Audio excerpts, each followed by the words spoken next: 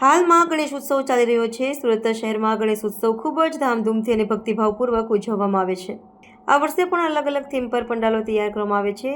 ત્યારે સુરતના અઠવા લાઇન્સ આદર્શ સોસાયટી ખાતે મા કાલી એજ્યુકેશન એન્ડ ચેરિટેબલ ટ્રસ્ટ આદર્શ ગણેશ યુવક મંડળ દ્વારા શ્રીજીની માટીની મૂર્તિની સ્થાપના કરવામાં આવી છે।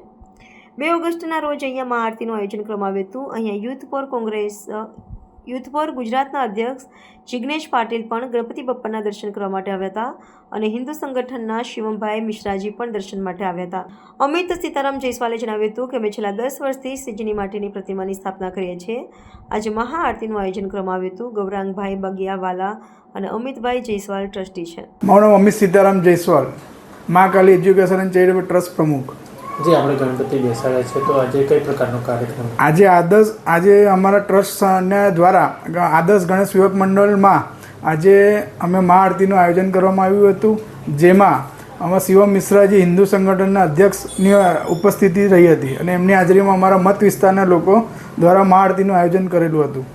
કેટલા વર્ષોથી આપણે ગણપતિનું આયોજન કરો છો? અમે લોકો 10 વર્ષથી અમે પ્યોર ગણેશ ભગવાનની અમે માટીની મૂર્તિ 10 વર્ષથી અહીંયા મૂકીએ છીએ અમારી ઓફિસમાં।